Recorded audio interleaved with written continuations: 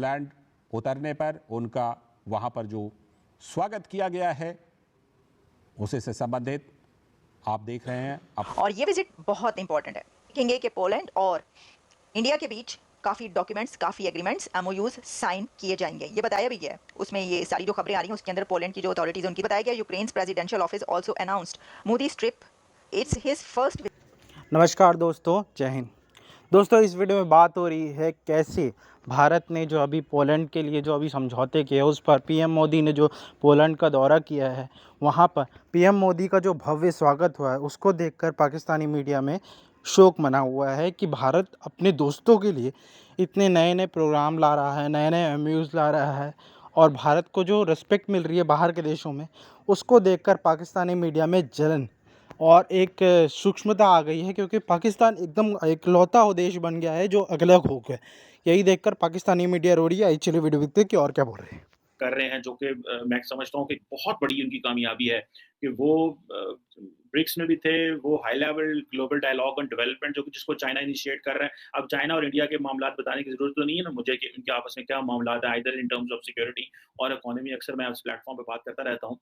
अब जो है वो जो है ना नरेंद्र मोदी साहब जो है जप्पियाँ डाल रहे हैं, जो बाइडेन के साथ भी डाल रहे हैं, एमेनुअल मैक्रोन के साथ भी डाल रहे हैं, जस्टिन ट्रूडो के साथ भी डाल रहे हैं। एंड आप उनकी फ्रैंकनेस और लेवल चेक करें। और यहाँ पे जिस तरह आज मैं कह रहा था कि जो चाइनीज़ हमारे दोस्त हैं, वो सानू अपने उन्होंने जो हाई लेवल डेवलपमेंट डायलॉग बुलाया उसमें हमें बुलाना छोड़ गए हैं। सो कश्मीर कहाँ पे रह गया, डायलॉग कहाँ पे रह गए, चीज़ें कहाँ पे रह गई, ये बहुत बड़े बड़े पैमाने पे जो पाकिस्तान को जैसे डीप थिंकिंग है ना वो करने की ज़रूरत है। This is what I believe in. अब इसीलिए फॉरेन मिनिस्टर बिलावल ने कहा था कि we are deeply disengaged with the world. और अब ये जो चीज़ें हैं कि क्या इंडिया को वो एंगेज कर पाएँगे कि नहीं कर पाएँगे, ये एक इम्पोर्टेंट क्वेश्चन है।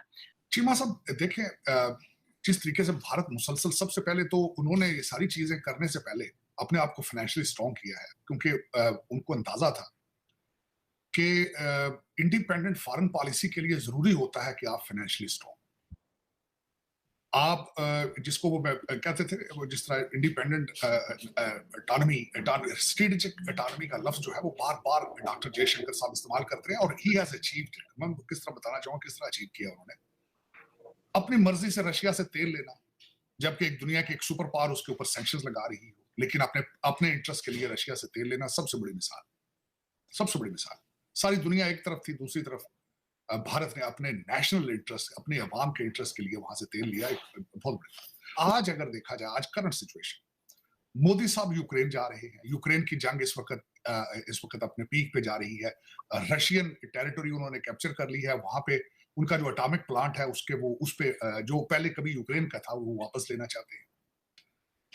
इन सर्कमस्टांसिस में उनका यूक्रेन जाना, उसके बाद आपने बताया कि जापान के फॉरेन मिनिस्टर और उनके डिफेंस मिनिस्टर्स इन इंडिया, उसके बाद मलेशिया के Anwar Ibrahim is in India, और उसके बाद जो अभी रिसेंट में देख रहा हूं कि वहां के जो डिफेंस मिनिस्टर है राजनाथ साहब, he is coming to America. तो वो अपनी फॉरेन पॉलिसी को किस तरीके से बैलेंस कर रहे हैं, जो किस तरीके से वो एक रीजनल सुपर पावर का लफ्ज मैं कहूंगा, बल्कि they have proven themselves as a regional super power. तो वो जिस तरीके से वो अपनी हर चीज बैलेंस कर रहे हैं, लेकिन उसकी सबसे बड़ी वजह ये है कि वो फाइनेंशियली इंडिपेंडेंट है, किसी के ऊपर डिपेंड नहीं कर रहे। दूसरा उनका उनका जो डायस्पोरा है, मैंने उनको डायस्पोरा कहना छोड़ दिया है, टेक्नोक्रेट्स कहता हूं। उनके टेक्नोक्रेट्स पूरी दुनिया के ऊपर जाके अपना नाम बनवा रहे हैं। आप दुनिया का कोई कंट्री देख लें जहां पे इंडियन टेक्नोक्रेट मौजूद नहीं है।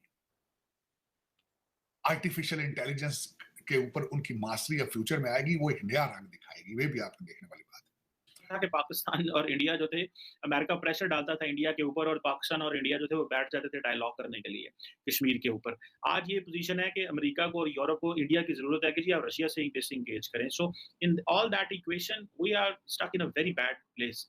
इन टर्म्स ऑफ पाकिस्तान की जो सिचुएशन है, हम उसमें बड़े बुरी तरह घिरे हुए हैं, बिकॉज हमारे और मसले और इनके मसले जो हैं वो एक अक्सर बदल गए हैं। हमारा मसला जो है वो अब कश्मीर नहीं रहा, हमारा मसला अपनी सर्वाइवल रहा है। हमारा मसला जो है वो, हम नेशनल सिक्योरिटी की तो बात करते हैं, लेकिन हमारा दोस्तों, जब पाकिस्तान की दोस्ती की बात की जाती है, जो उसके समझौते और अलग देशों दूसरे देशों से जो राजनीतिक समझौता होता है उस पर अगर बात की जाती है, तो उसका सिर्फ एक ही दोस्त है,